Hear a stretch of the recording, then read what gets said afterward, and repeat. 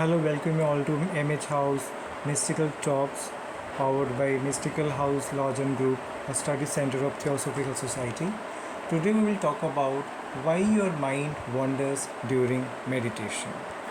According to Bhagavad Gita acknowledges the mind's restless nature, a challenge for every meditator. Observing the mind's wandering is actually the start of meditation, not failure.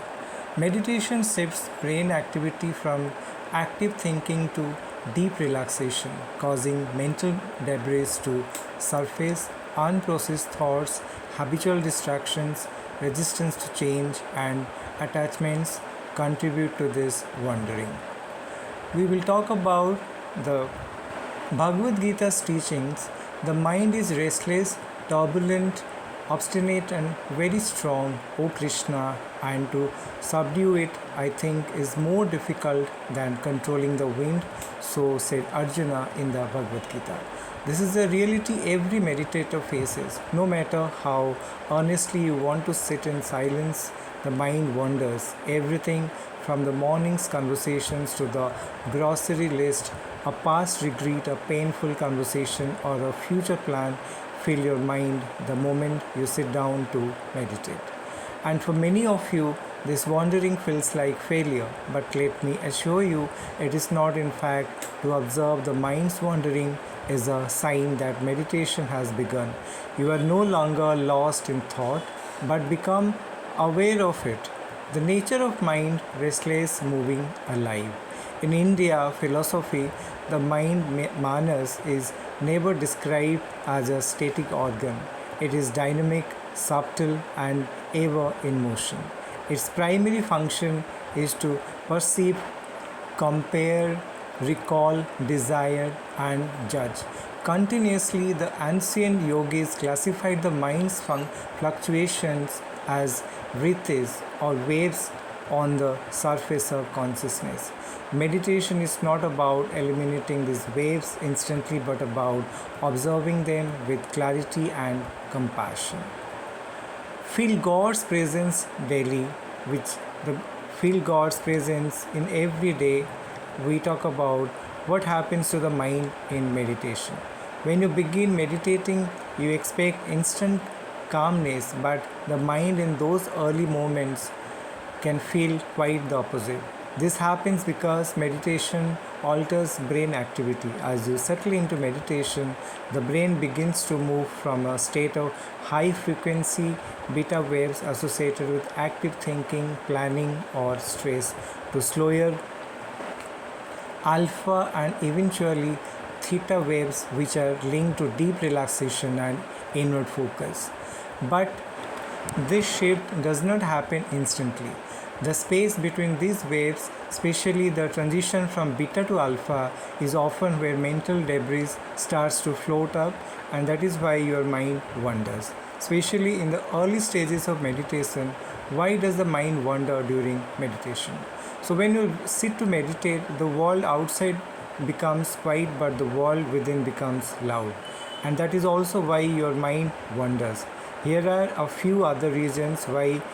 The unprocessed subconscious. During the day, the mind absorbs countless impressions, what you see, hear, feel, and think. These impressions, samskaras, are not always consciously processed. Meditation, being a state of still awareness, allows these stored thoughts to rise to the surface. Second is the habitual conditioning. The modern mind is constantly stimulated by phones, conversations, deadlines, and distractions. It becomes addicted to noise, so when silence is introduced, it feels uncomfortable. The mind, out of habit, begins reaching outward again, and you start replying stories, seeking tasks, or constructing imaginary scenarios. And the third is resistance to change. Yogic texts speak of tamasic inertia, the mind's resistance to moving into a higher state. Just as body resists change, so does the mind. The moment you ask it to be still, it reacts. This is a natural stage of growth. Do not be alarmed. The fourth is attachment and desire.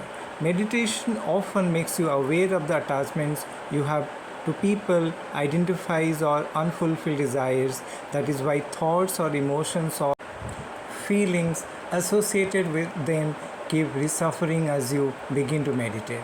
This actually reveals the deeper entanglement of the mind and are an encouragement to let go of them. How to gently guide the wandering mind? First, choose a simple anchor. Use the breath, a mantra, or a gentle visualization like a Divya flame or the rising sun. Let this become your point of focus. Every time your mind wanders, return to it. And do not judge your mind for wandering. Be kind to your mind. Second, be the observer, not the doer. Do not wrestle with your thoughts, become the sakshi. They are silent witness, observe the thought arise, remain and dissolve. This very witnessing begins to loosen its hold. Third is short but regular practice. It is far better to meditate sincerely for 10 minutes every day than to force a long session once in a while. The mind respects rhythm. Over time, this daily practice becomes a habit once you finish meditating, like a moment to journal or sit quietly. Often, the thoughts that came up carry emotional weight. Honoring them helps the mind feel hard and ease future resistance. Do not fear the wandering of your mind. It is a part of the process, as the Yoga Sutras remind us. Abhyasa Vairagyabham Tana Nirodha. Through steady practice and gentle detachment, the fluctuations of the mind are quieted. With the mystical talks, we welcome lot of interactions with the science and acknowledge people with their beautiful thinking and research on different aspects of meditation, knowledge, karma, and so on. So be with us, be associated with every episode on this, and we will take you to every step of mystical talks to a new episode.